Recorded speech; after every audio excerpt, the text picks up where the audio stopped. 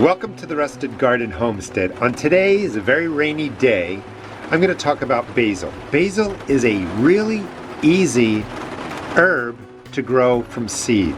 Now, if you go to the big box stores, you're going to easily pay, for their standard container, $4, $5, $6 for a group of basil plants. And they usually are like something like this, 3-4 plants in a container.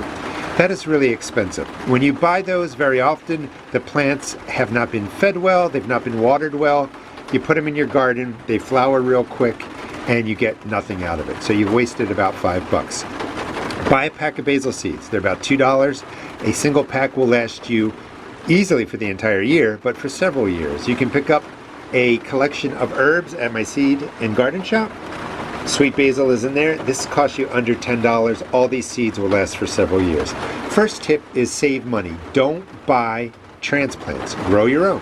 Cool thing about basil is there are dozens of different varieties. This is Thai basil, a little bit spicy. This is holy basil. This is lime basil. We have lemon basil in there. A couple kinds of sweet basil. You can even find here random purple leaf basil got into there.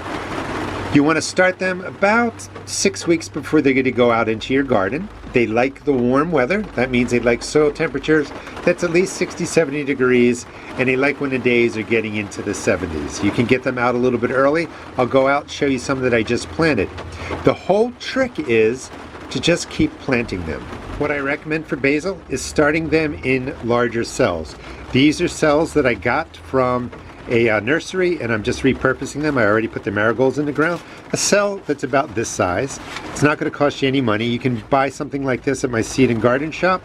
The larger cell is best because you want a nice root system to develop. You don't want to use a tiny 6-pack. I've talked about using them in the past, but what I have found is that when your herbs have a nicer root system and something larger, they really take off once they get into the ground. And that's usually because sometimes we have the smaller root systems in the smaller cells, which do fine when we're starting them indoors or in the greenhouse. They get all this beautiful green growth.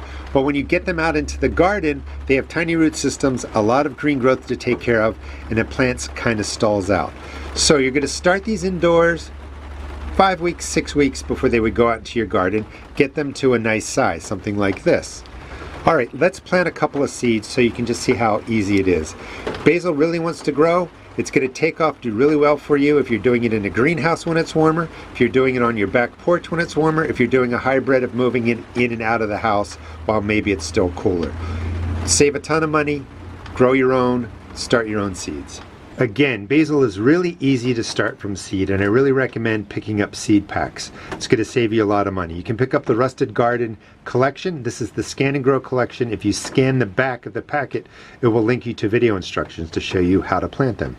If you don't want to start basil like this, maybe you don't have the time, you can direct seed basil right into your garden. If you're going to do that, you want to water them, the seeds, every other day for a good 7 to 10 days, because that top inch of soil in the ground can dry out really quickly. You want to make sure you get your direct seeded seeds off to a great start.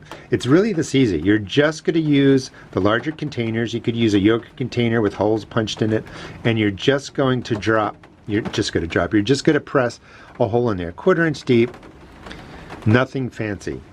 You take your basil seeds and you're going to drop 3 or 4 into each hole, 4 or 5 if you want. You don't have to be perfect. You're going to plant all these right into the ground or into your container. And then once they're in, cover them over, water them in, and just maintain the moisture in these. In about 4 weeks, your basil's going to look like this. These were put in the ground or put into the seed cells on, let me just get it, March 29th. Today is April 28th. These guys are 2 weeks older and they're ready to go in the ground. I already put some of these out into my garden. Once you have this started, let's just cover these over a little bit better, make sure the seeds are covered. Once you plant your basil seeds, they're going to probably germinate somewhere around 7 to 10 days based on the temperatures, and then they really take off. And again, so much basil, single pack of seeds, it's going to last you a couple of years. Now the beauty of basil is it loves the warm weather, but it also doesn't like to be baked by the sun. So if you plant this in a place where it's going to get some shade, but it's going to enjoy the warmth, your basil is going to really flourish. It's really going to take off. It's going to flower much more slowly. When basil flowers, the flavor changes, it starts going to seed, and it really stops this beautiful leaf production. So you want to kind of keep it cooler with some shade. I like to plant this under my green beans, so the green beans cast some shade onto the soil, but as the sun tracks around my garden, it's still getting hit with a good 6-8 hours of sunlight. It's just not being pounded for 10 hours by direct sun. You can also do your basil just like this, get it into the ground.